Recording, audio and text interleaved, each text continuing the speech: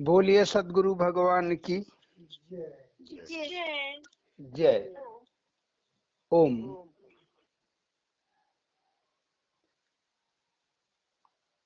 मैं तुझ में, तू मुझ में, मैं तुझ में सखा। वह परमात्मा मित्र है, उससे अच्छा मित्र दुनिया में दूसरा कोई नहीं है। उससे अच्छा गार्जियन, उससे अच्छा अभिभावक, उससे अच्छा दोस्त दूसरा कोई नहीं है। थोड़ा उसी परमात्मा के कुछ बातों को लेके चर्चा आज के सत्संग में। भजन जो गया हुआ है, तू मुझ में मैं तुझ में सखा। वह परमात्मा सब जगह है। तुलसी कहते हैं हरि व्यापक सर्वत्र समाना। हरि तो हर जगह है और समान है, माने एक ही जैसे हैं। लेकिन मिलेंगे कैसे? प्रेम ते प्रगट हो ही मैं जाना। प्रेम से वह प्रकट हो जाते हैं। जो प्रेम नहीं तो परमात्मा नहीं। लाख पूजा कर लें, लाख हम सिद्धि पा जाए, रिद्धियां पा जाए, सिद्धियां पा जाए, लेकिन जो सबसे बड़ी सत्ता है संसार की, भगवान परमात्मा, उसे नहीं पा सकते। तो हरि व्यापक सर्वत्र समाना, प्रेम ते प्रकट हो ही मैं जाना। यह पंक्तियां रामायण से है। शंकर जी बोलते हैं सभी देवताओं से। सब देवता निकलते हैं भगवान को खोजने के लिए। क्यों? धरती पे रावण का राज चल रहा था। रावण ने सब यज्ञ हवन, सब पूजा पाठ बंद करा दिया था।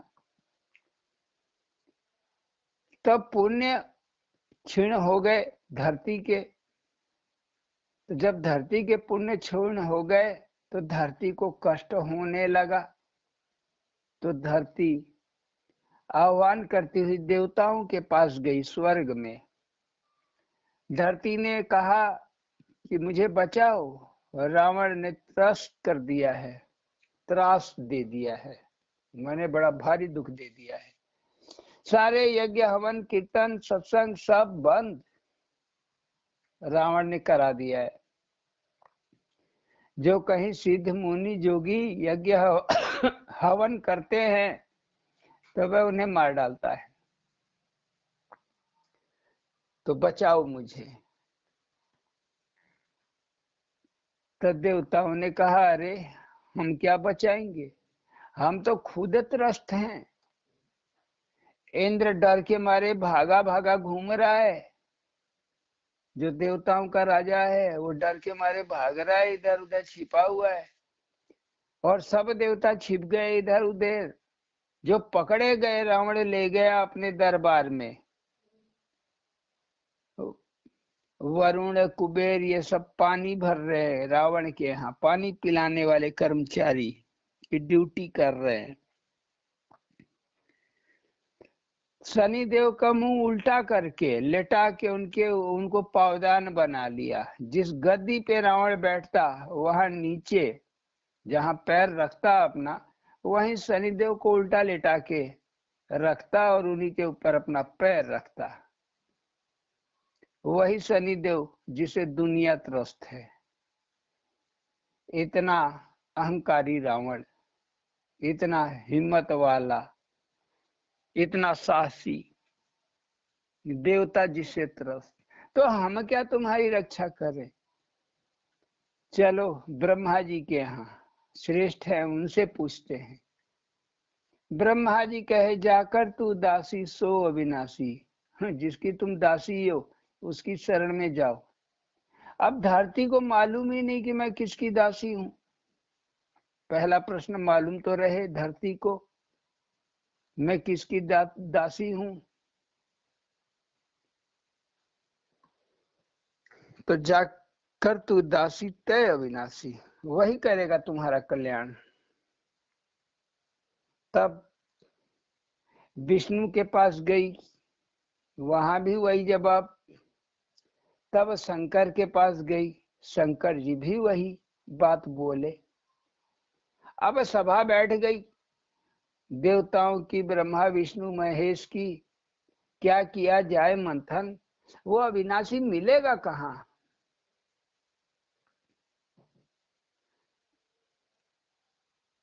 तब शंकर जी कहे मेरा अनुभव सुनो, मैं अपना अनुभव कहता हूं।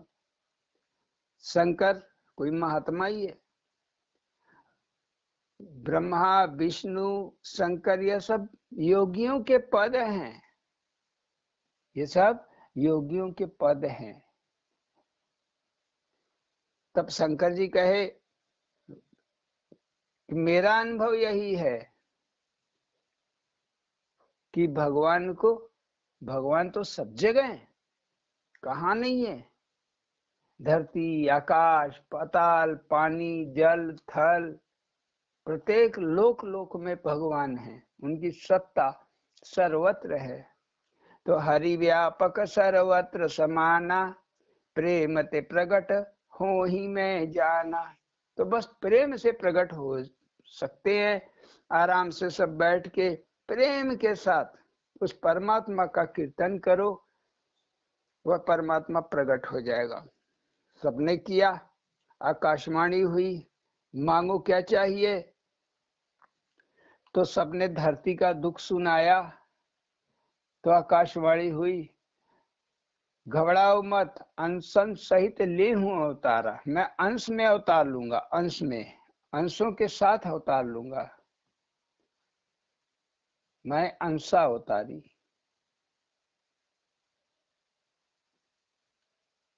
तो हो गया, धरती आश्वासन पाके चली गई। आगे चल के दशरथ ने यज्ञ किया, वह अंशावतारी राम, अंशावतारी भरत, अंशावतारी लक्ष्मण और अंशावतारी शत्रुघ्न। 4 अंश में भगवान का जन्म हो गया। अब ये धरती कौन से स्वर्ग में जाएगी। स्वर्ग कहा है कि धरती अगर हिल के चली गई स्वर्ग में, धरती अगर अपना रास्ता बदल दी, तब कोई प्राणी जिंदा नहीं बचेगा। जो विज्ञान के छात्र हैं अच्छे से जानते हैं, धरती चंद्रमा जितने भी ग्रह हैं सब एक अपने रास्ते में चल रहे हैं। जो चुंबकीय तरंगे हैं वो बांधी हुई हैं, सबके चुंबकीय रास्ते पे सब चल रही हैं। अगर किसी ने अपना रास्ता बदला तो भारी हादसा हो जाएगा। तो ये कौन सी बात करते हैं।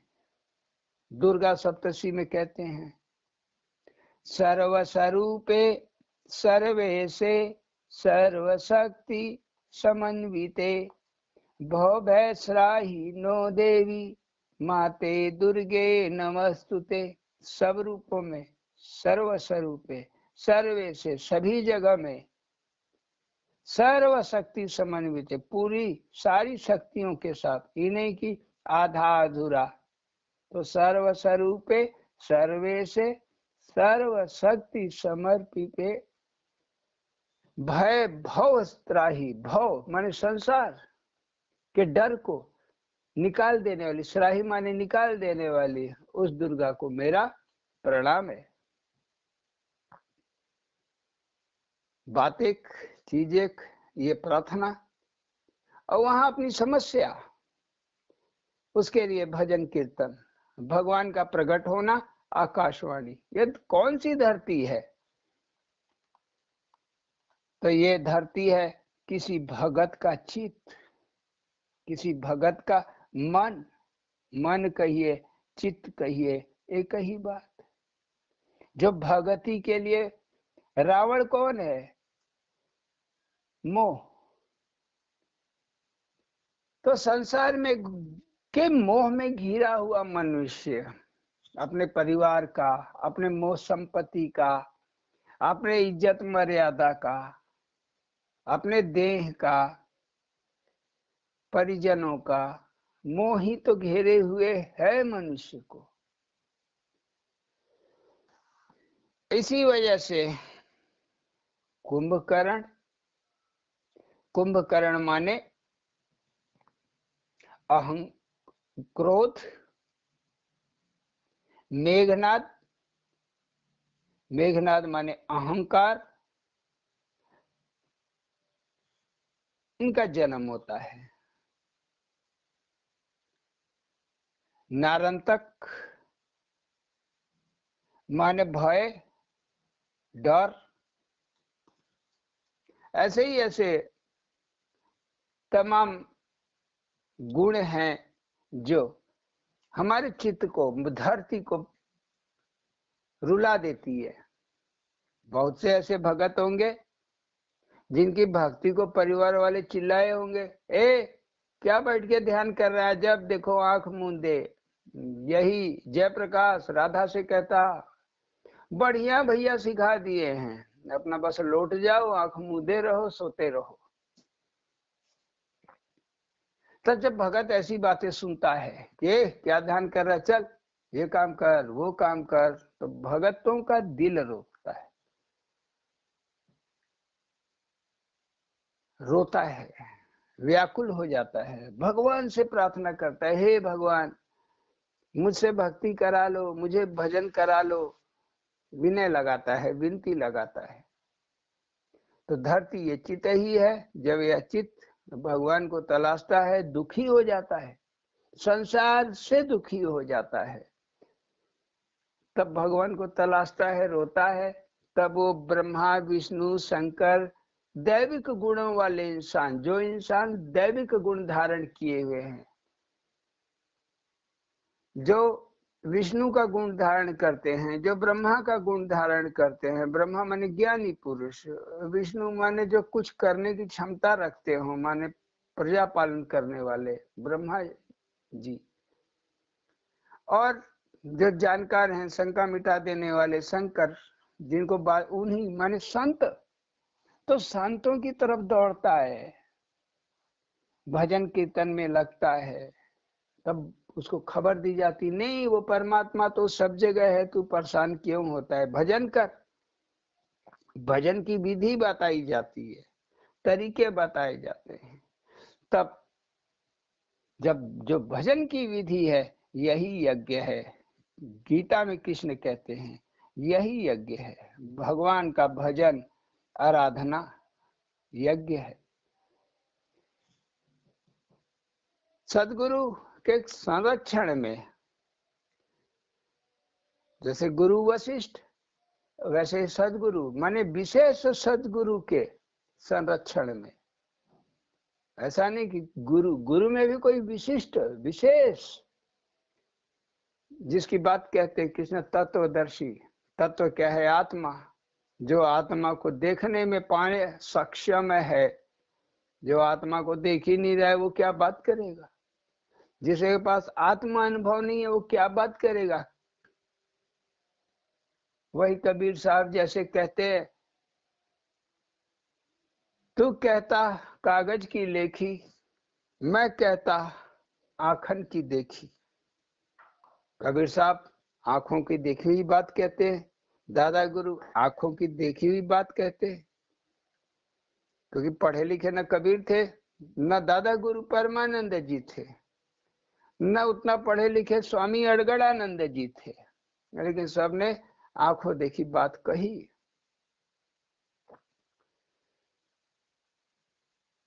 तो मैं कहता अखियन की देखी, तू कहता कागज की लेखी।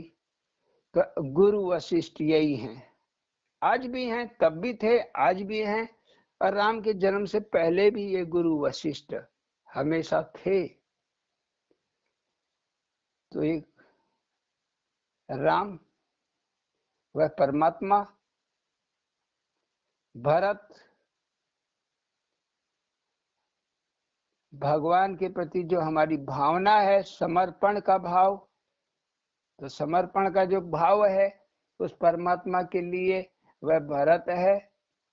विवेक माने जो ज्ञान से जुड़ा हुआ है, यह लक्ष्मण है। और जैसे जेहि विधि चाहे राम, जेहि विधि राखे राम, तेहि विधि रहियो। मनुष्य का यह दृष्टिकोण, यह स्वभाव शत्रुघ्न है।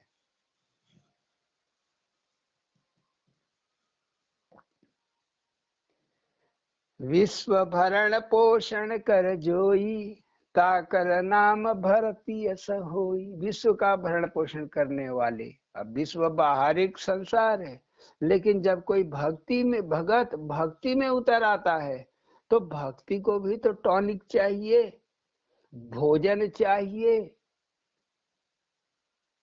तो यह टॉनिक, यह भाव जब समर्पित हो जाता है भगत भगवान के सामने, तब कबीर जैसे, नानक जैसे भाव उठने लगते हैं उसके अंदर। भजन स्वतः निकलने लगता है, चीजें अपने आप आने लगती हैं और शत्रुओं का नाश हो जाता है।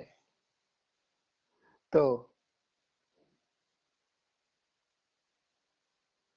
आज का भजन, तू मुझ में मैं तुझ में सखा, जुग जुग अरुण लखा। तू मुझ में मैं तुझ में सखा, जुग जुग अरुण लखा। फिर काहे भटकत तू मन, खोजत फिरत किसको। फिर काहे भटकत तू मन, खोजत फिरत किसको। तू मुझ में मैं तुझ में, यही मतलब होता है वो हम का। वो हम, वह परमात्मा जो हम में है, माने वह परमात्मा हम ही में है। सो हम, वह परमात्मा हम ही में है। सो हम ही में तो है और हम उसमें। यह जगत में वही समाया है, हवा में, पानी में, अग्नि में, आकाश में, वही समाया हुआ है। तो हम तो उसी में हैं। लेकिन हमारा मन भटकता है, तो अपने मन को समझाते हुए, रे मन तू किसको ढूंढ रहा है, किसको खोजते फिर रहा है, कौन सा भगवान चाहिए तुझे। तू मुझ में मैं तुझ में सखा, जुग जुग अरुण लखा। जुग जुग ये अनुभव है, जुग जुग अरुण लखा।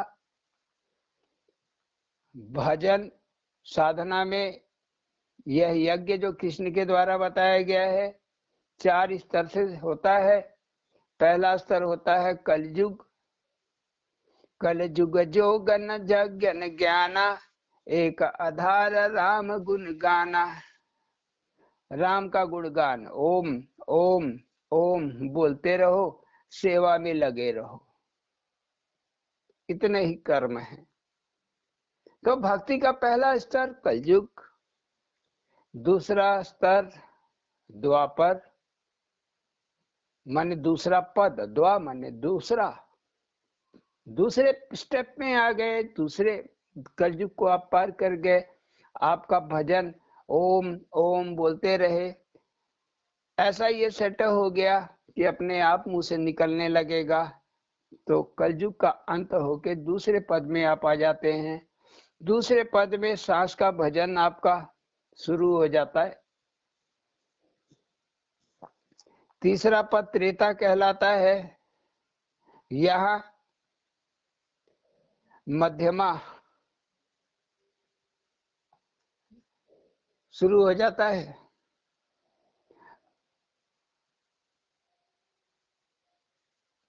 पश्यंती की स्थिति आ जाती है, आप भगवान को देखना शुरू करते हैं। नाद सुनाई देने लगता है, ओम ओम, या आपका राम राम कर रहे हैं तो राम राम, नाद सुनाई देने लगता है, इसलिए तीसरा स्तर है। और चौथा स्तर जो है ये सतयुग कहलाता है।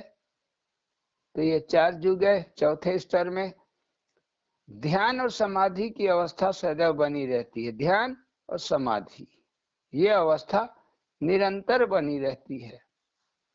न सेवा, न अलग से कुछ सुमिरन करने की जरूरत। जो साधक होता है निरंतर वो ध्यान की अवस्था में हो जाता है। खा भी लेगा पी भी लेगा लेकिन ध्यानस्थ रहेगा, सो भी लेगा उठ भी लेगा। अब सोना जगना उठना करना उसका कुछ समझ नहीं पड़ेगा। उस साधक को कुछ समझ नहीं पड़ेगा कि वो क्या क्या कर रहा है या कौन क्या बोला। नहीं तो ऐसे तो हम कोई कुछ हमको बोल दे, उठ पटांग बोल दे तो हम एकदम कान खड़े हो जाते, एकदम गुस्सा जाते। लेकिन जब इस अवस्था को छू लेगा, सतयुग में प्रवेश कर जाएगा, तब कान सुने ही नहीं पाएंगे, ध्यान बटेगा ही नहीं, ध्यान हटेगा ही नहीं उस परमात्मा से, क्योंकि मन एक है। जब यह एक मन परमात्मा से जुड़ गया तब ये बोलते हैं योग हो गया। तो योगी मन ही योगी हो जाता है। तब कोई दूसरी वस्तु ध्यान को नहीं बांट सकती है। तो मन तो किसको खोज रहा है? पानी में गागर, गागर में पानी, बूझे न प्यास ज्ञानी। पानी में गागर, अब गागर में पानी। पानी क्या है? जो संसार की बातें, जो संसार की चाहत है, जो इच्छाएं हैं कि खूब पढ़ ले, खूब लिख ले, खूब बड़े अधिकारी बन जाए, खूब बड़े खिलाड़ी बन जाए, बड़ा घर बना ले, मकान बना ले, खूब नाम अपना कमा लें, नाम रोशन कर लें, हमारे बढ़िया नाती पोता सब हो जाए, वो भी अच्छा पढ़े और बढ़े। प्रत्येक मनुष्य की जिंदगी में ये तमन्ना है। तो संसार गागर, गागर हमारा माने मटका, गगरी जिसको कहते हैं, यह हमारा शरीर ही है। तो इस संसार में के पानी में ही हमारा शरीर है। माने इच्छाएं, तमन्नाएं, यह संसार का पानी है। और इसी संसार में हम रह रहे हैं। किसी के यहाँ जाएंगे, अरे इनकी कुर्सी कितनी अच्छी, इनका सोफा कितना अच्छा, इनका घर कितना अच्छा, इनका हार कितना अच्छा। तो हम देख के लालच में पड़ जाते हैं, लोभित हो जाते हैं। लेकिन प्यास नहीं बुझती है। आप ले आए वैसी ही कुर्सी खरीद के, वैसा ही घर भी आप बनवा लो, तब तक कोई और दिख जाएगा, अरे उसकी गाड़ी अच्छी, अब गाड़ी का लोभ पकड़ लेगा। तो ये जो इच्छाएं हैं ये कभी खत्म ना होने वाली है। जब तक संसार में रहेगा मनुष्य, इच्छाएं उसकी नष्ट नहीं होंगी। तो ये हमारा जो गागर माने मन ही, गागर मन रूपी जो गागर है, यह इस संसार में विचरण करते रहता है, डूबते और उतरते रहता है। कुछ अच्छा हो गया तो खुश, कुछ बुरा हो गया तो आंसू निकल आते हैं। जब तक हमारे देह में, शरीर में ताकत है, शक्ति है, तब तक तो खूब जोर दिखाते हैं। जहां शक्ति खत्म हुई, शक्तिहीन हुए, तहां रोते गाते फिरते हैं। यही मनुष्य की प्रकृति है। एक ही वस्तु को कोई कहेगा गाय धर्म है, तो कोई कहेगा कि गधा धर्म है, कोई कहेगा सांप धर्म है। सांप को पूजना धर्म है, असली सांप आ जाएगा तो भागेगा। दुर्गा के शेर को पूजेगा बड़े प्रेम से, और जब शेर आ गया असली, तब जान हलक में आ जाएगा, हार्ट अटैक हो जाएगा, ब्रेन हेमरेज हो जाएगा।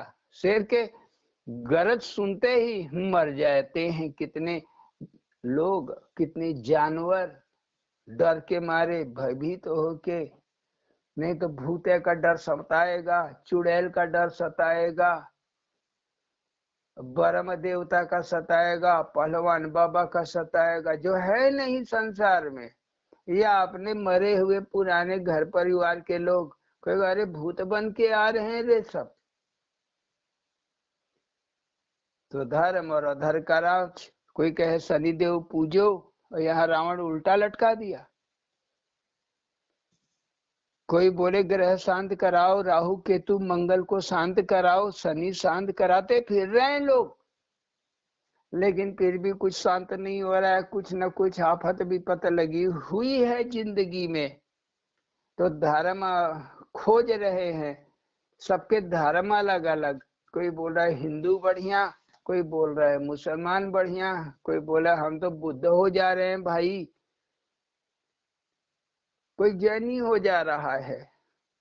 तो पानी में गागर, गागर में पानी, बूझी न प्यास अज्ञानी, बूझे ना प्यास अज्ञानी, धर्म अधर्म करार, चल रही सगरो कहानी, चल रही सगरो कहानी। सब जगह दुनिया में एक यही कहानी चल रही है। तो मुझ में मैं तुझ में सखा, सारे जगत लखा। साधना के स्तर में जब मनुष्य आता है तो भगवान अपने आप को पत्ते पत्ते में लखा देते हैं। दादा गुरु पत्ते पत्ते में देखने लगे तो पेड़ का पत्ता तोड़ना बंद कर दिए, दातुन भी नहीं करते। परिणाम स्वरूप ये हुआ कि उनको पायरिया हो गया। तब भगवान कहे, आकाशवाणी हुई कि तू दातुन कर, दातुन कर, मैं ही जरूर, मेरा ही अंश सर्वत्र है, कण कण में मैं व्याप्त हूं। क्या क्या छोड़ेगा? गेहूं छोड़ देगा खाना, कि चावल छोड़ देगा, कि दाल छोड़ देगा खाना आदमी? मैं तो व्यापक हूं।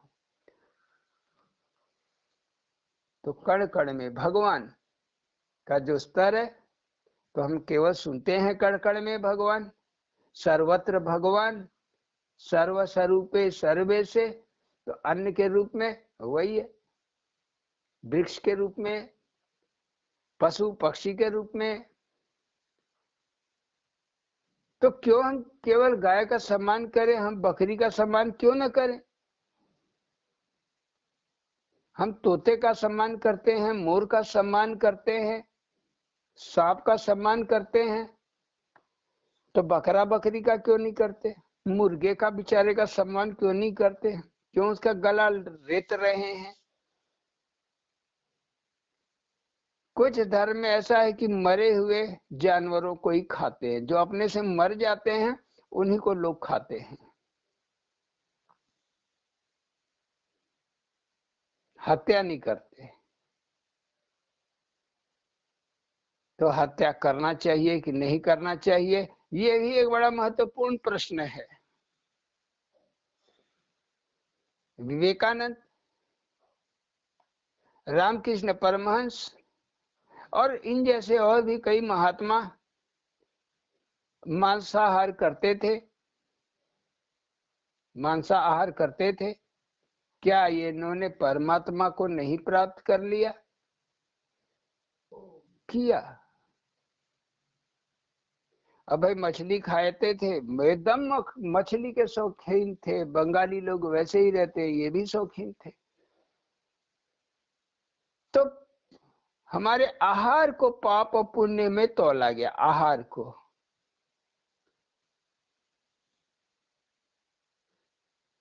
कई पंथ ऐसे हैं, अघोर पंथ, अवगढ़ पंथ, जिसमें मरे हुए जानवरों के, इंसानों के कोई फर्क नहीं है। इंसान खाओ या जानवर खाओ, जो मर गया तो मर गया। तो जो मर गया उसके भुने हुए टुकड़ों को खाते हैं।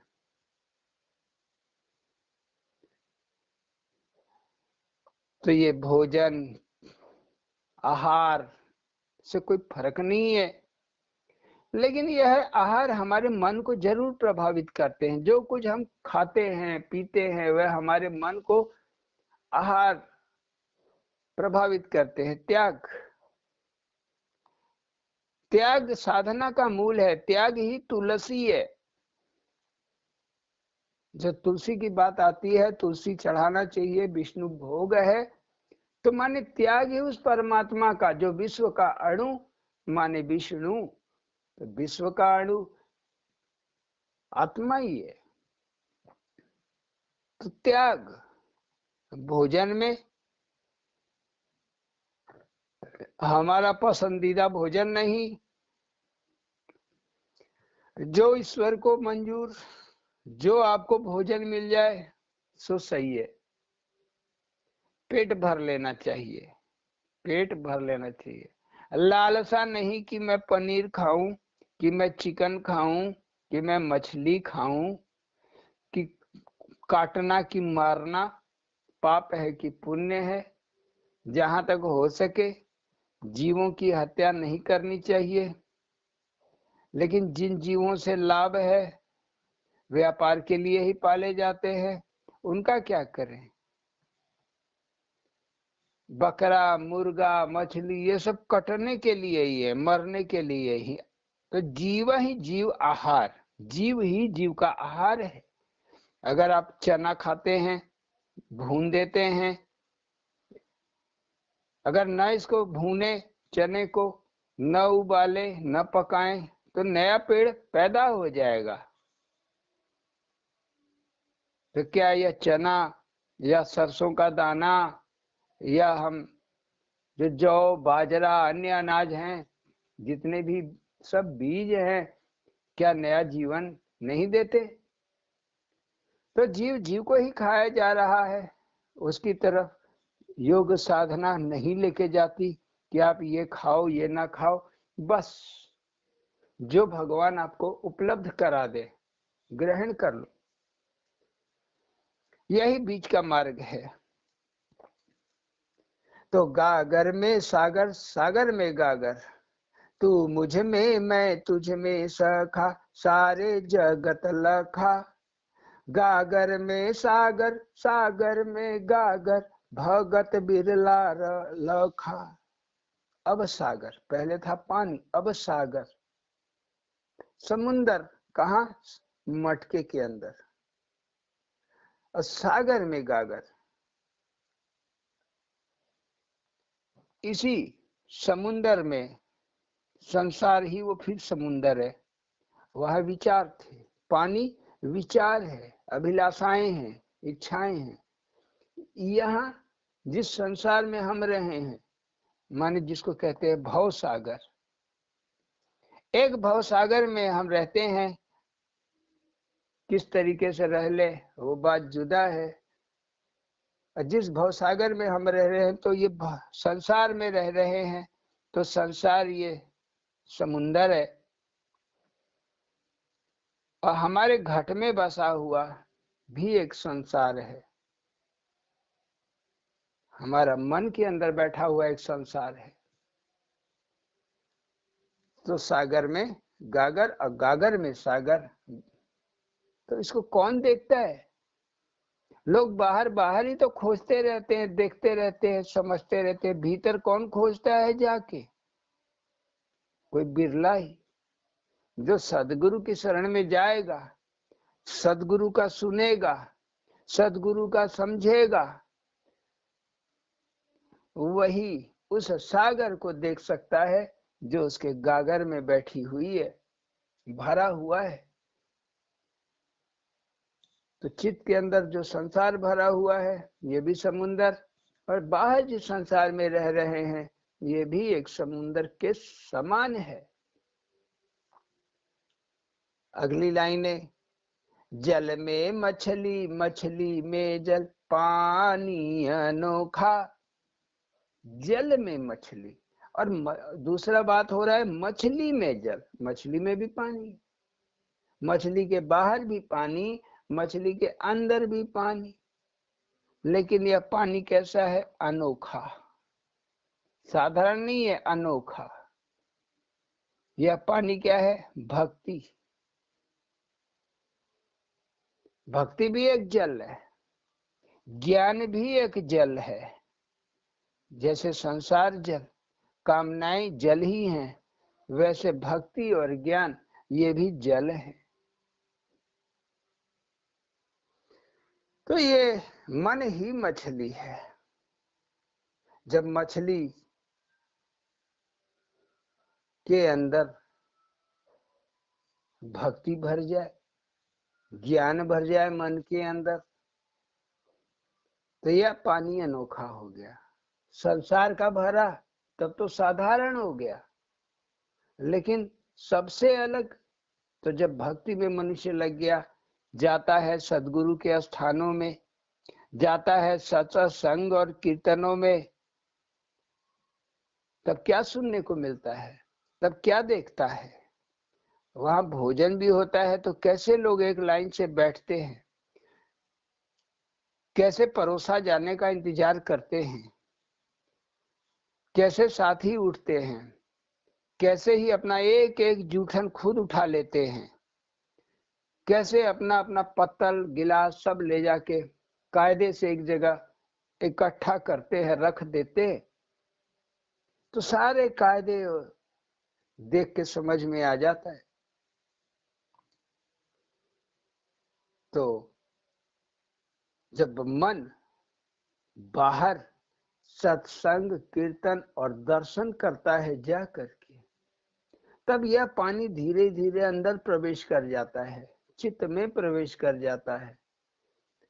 आप ही लोग हो, जब जाते हो सत्संग में, लौट के आते हो सत्संग संग से, तो 2-4 दिन 6 दिन तक आपके मन में वही भजन, वही दृश्य दिखते रहेगा, वही भजन सुनाते रहेगा, सुनते रहोगे और सपने में भी करते रहोगे कि कीर्तन भजन चल रहा है।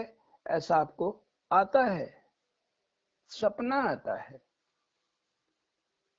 तो जल में मछली, मछली में जल, पानी अनोखा।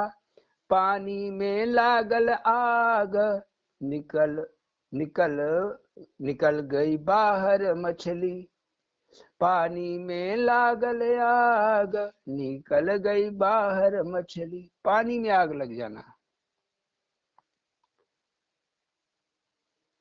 जो योगाग्नि है, योग खुद में एक अग्नि है, ज्ञान अग्नि है। जब ये पकड़ लिया मन को, लग गया मन में योग का नशा चढ़ गया, तब ज्ञान की जागृति होने लगती है, भक्ति का नशा चढ़ने लगता है। लग गई आग पानी में, माने चित्त में जो संसार में की बातें थी वह जल के खत्म होने लगती है, तो निकल गई बाहर मछली। तो ये जो हमारा चित्त वृत्ति, चित्त में विचार जो है, ये वृत्ति कहलाते हैं। जो विचार हमारे संसार को लेके, घर को लेके, परिवार को लेके, मकान को लेके, साधना गहरी होते ही, अंदर बैठते ही ये सब हम भूलने लगते हैं। टेंशन नहीं रहता, अरे हो जाएगा, हो जाएगा, हो जाएगा। तो टेंशन खत्म होने लगता है। तो यही है, निकल गई बाहर मछली, पानी में आग लगा, माने भक्ति की आग लग गई, भक्ति का धुन लग गया। तो इसी को कहते हैं योग अग्नि का जागृत होना। तब दौड़ दौड़ कर दर्शन को जाएगा, तब दौड़ दौड़ सेवा को दौड़ेगा, चले महाराज जी का सेवा करने। तो माने आग लग गई। और ये मछली निकल के भागी। मन कहाँ भागा? महात्माओं के पास, संतों के पास, भजन करने में, कीर्तन करने में। इधर घर में मन न लगेगा, आगे जोते फिरेंगे, अब कब सत्संग होगा, अब कब जाए। कितने लोग पता लगाते फिरेंगे। क्यों पता लगा रहे हैं? क्योंकि आग लगा हुआ है अंदर, भजन की आग, मिलन की आग, सत्संग की आग, ये लगी हुई है अंदर। तब ढूंढते फिरेगा, का भैया अब कहिया सत्संग होगा? अरे भैया देखना, जरूर बताना, नहीं छूट जाएगा। तो ऐसे जिसके अंदर ये आग लगेगी, उसी का मन जो है निकल के संसार से कहाँ चला जाएगा? तू मुझे में, मैं तुझ में, सखा लखा अरुण अनोखा, जो बूझी सो सयाना, ना बूझी होई धोखा। तो तू हे परमात्मा, उसको अपना सखा ही माना, सखा ही जाना। अरे हमने क्या माना, हमने क्या जाना, वही आया और हाथ मिला लिए, सखा, आज से हम दोनों सखा। तो सखा के भाव में उसी ने पकड़ लिया हमें, नहीं तो हम तो भगवान परमात्मा, ये योग, ये साधना कुछ भी नहीं जानने वाले थे, न जानते थे।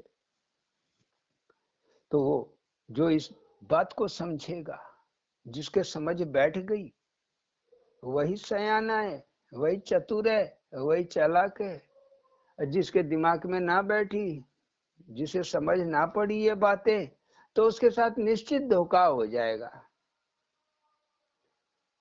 निश्चित धोखा होगा, इसमें कोई दो राय नहीं है। तो लागल आग समुंदर, जल गया रे पानी। अब जो चित्त हमारे बाहर का समुंदर, योग साधना में बाहर की बातें ही नहीं होती है, अंदर की बात की जाती है। तो अंदर आग लग गई, जो हमारा समुंदर था यह जलने लगा, पानी ही जल गया। ऐसा आग लगा कि पूरा पानी ही जल गया, माने संसार का जल जाना। ध्यान में ऐसा ही होता है, समाधि में ऐसा ही होता है। तो संसार का पानी जल जाता है, माने चित्त में जो बैठा हुआ संसार है वह नष्ट हो जाता है। का भीतर का बाहर, सगरो जल सुखानी।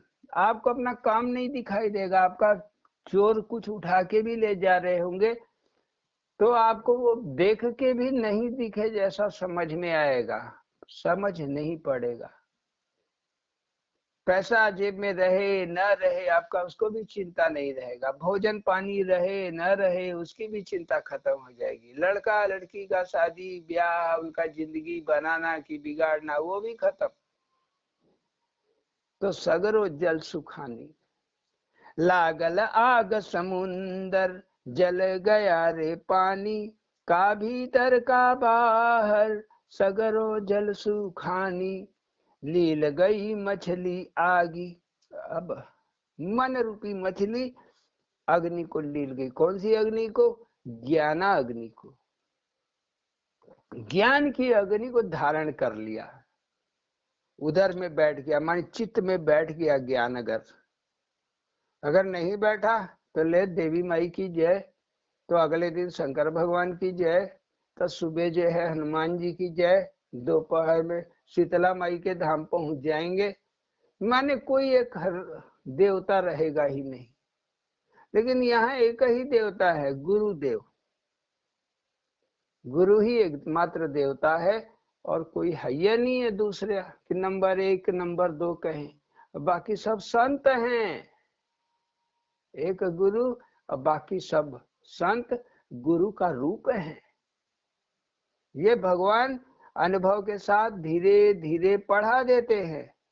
जैसे हम आए सबसे पहले महुरिया, बुढ़िया माई के यहाँ, राम बाबा के यहाँ, क्या उनका नाम है, रामाशीष बाबा के यहाँ। उनके अंदर हमको सब करते धरते बोलते बतियाते अपने सखा दिखाई देती, सखा की ही वाणी, सखा के ही शब्द सुनाई देते। हमको लगा ही नहीं कि बुढ़िया माई के पास आए हैं, क्या रामाशीष बाबा के पास आए। मड़िया बाबा के पास भी गए तो हमको लगा ही नहीं कि मड़िया बाबा के पास आए हैं, ऐसा लगा हम अपने सखा के पास आए हैं। और वही स्वामी अड़गड़ महाराज जी, अड़गड़ानंद जी के पास भी जब गए वही अनुभव पाया, कुछ अलग नहीं पाया। वहां चंद्रपुर गए, वहां भी कुछ अलग नहीं लगा कि हम कोई और स्थान पे आए हों।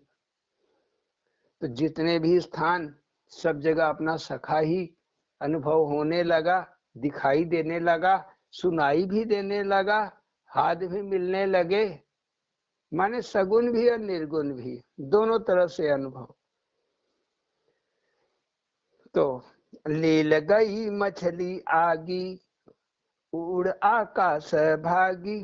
अब कहाँ भागी? आकाशवत हो गई। जैसे आकाश व्यापक है, सर्वत्र है, वैसे ही मछली हो गई, माने ये मन आकाशवत हो गया।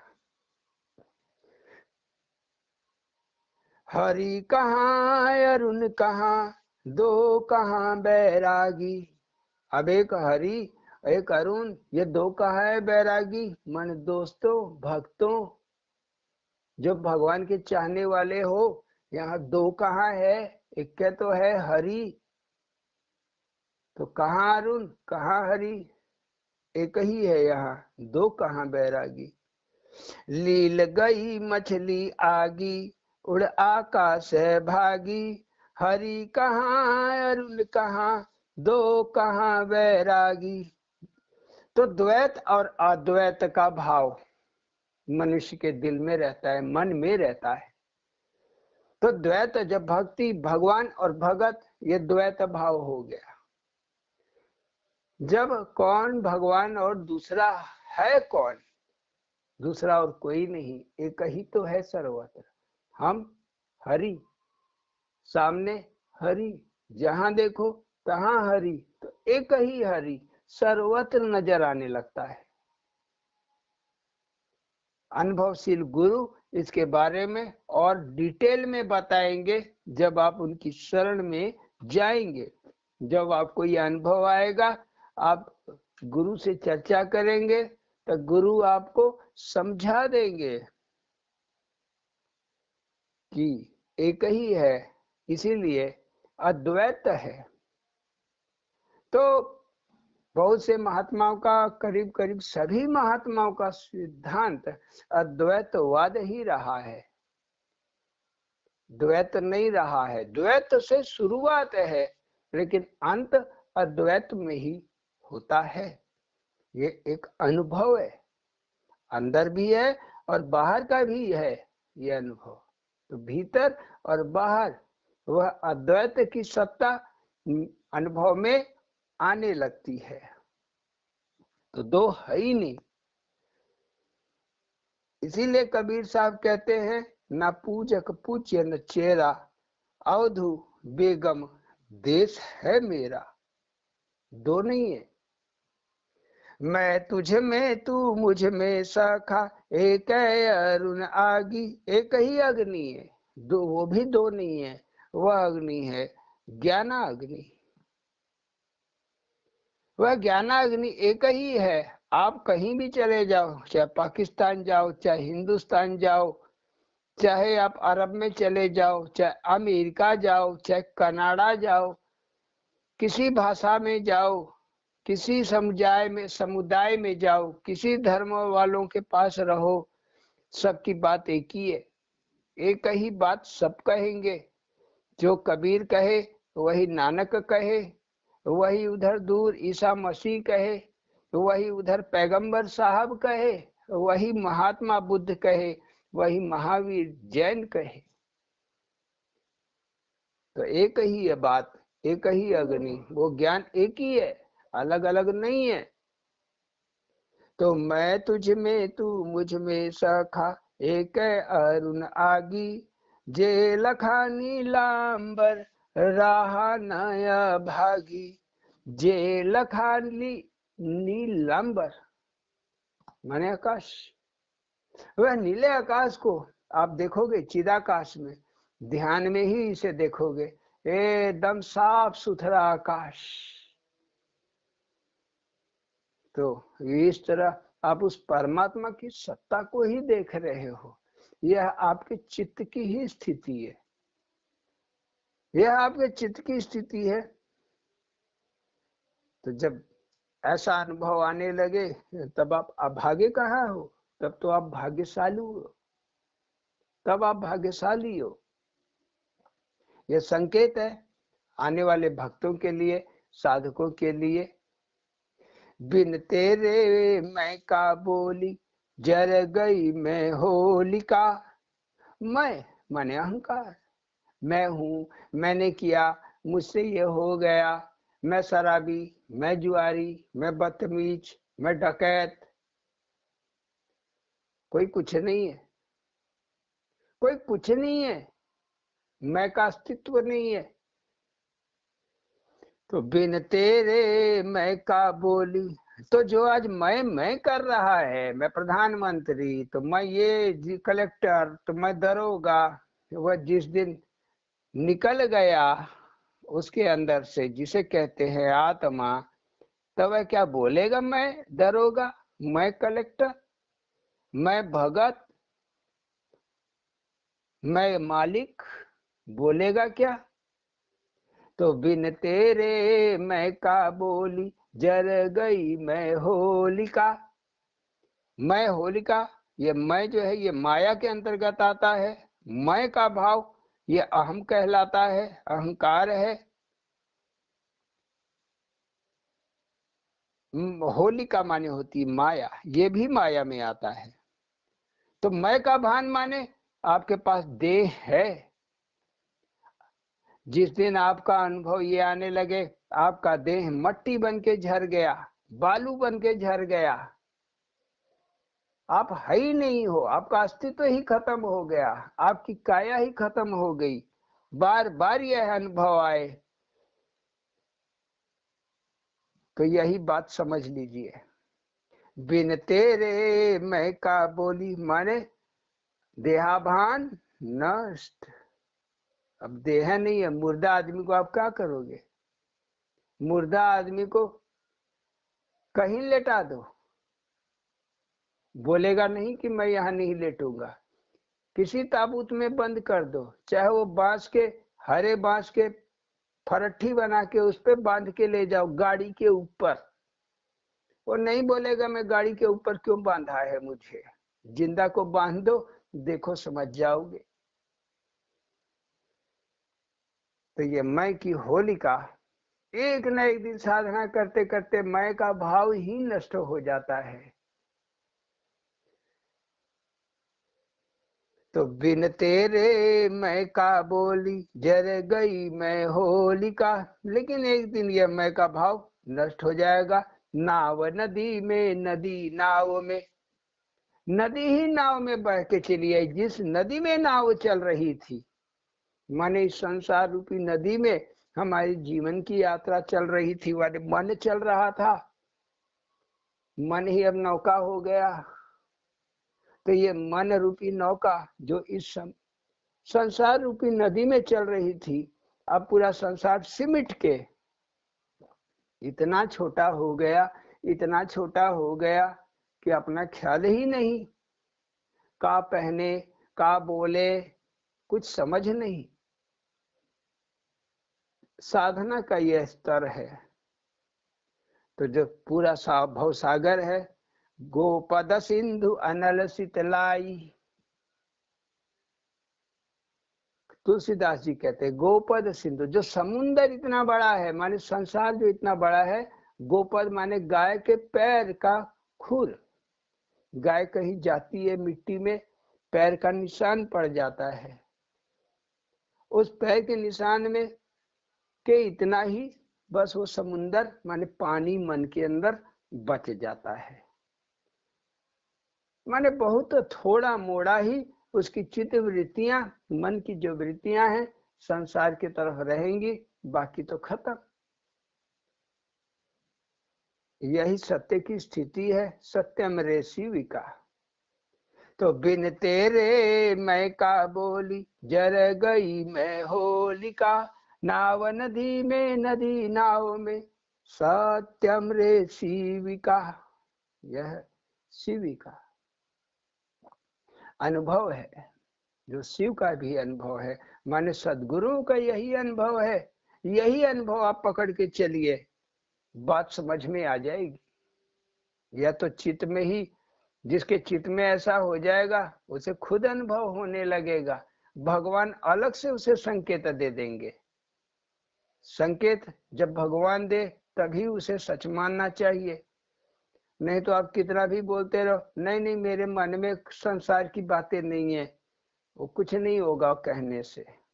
मतलब भगवान ही उसको डिक्टो करेंगे, स्टाम्प्ड करेंगे, हाँ बात सही है। तो भगवान अनुभव में देते हैं।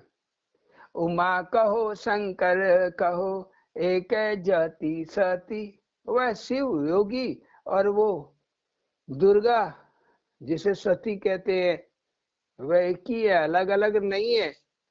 अर्धहरि नारेश्वर एक रे ज्योति।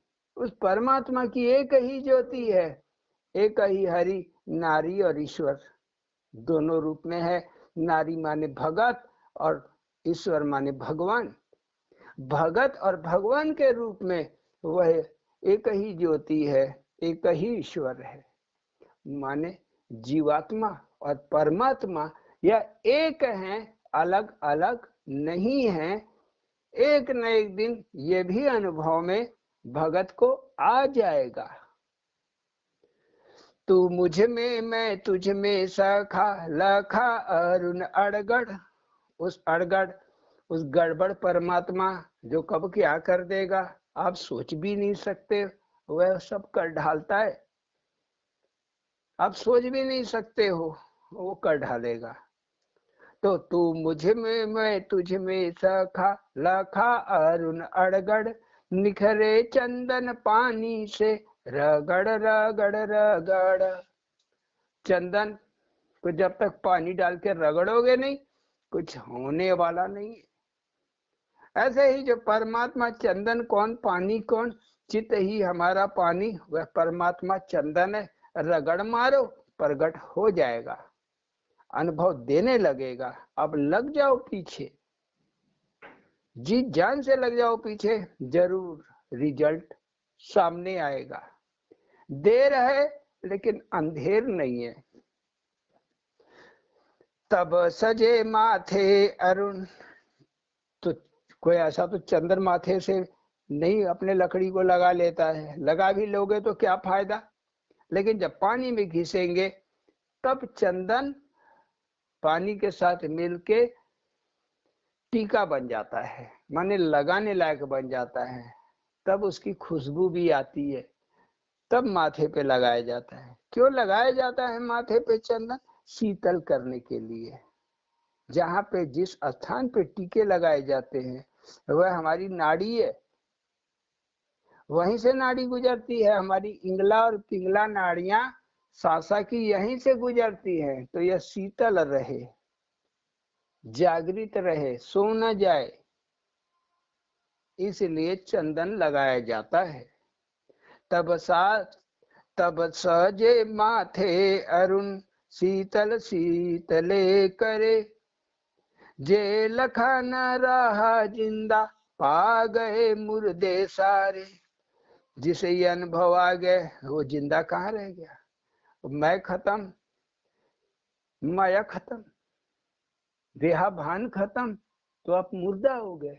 भले ही शरीर जिंदा है लेकिन आपका चित्त मुर्दा हो गया, आपका दिमाग, आपकी बुद्धि ये भी मुर्दा हो गई। आंख नाक कान ये भी मुर्दा हो गए।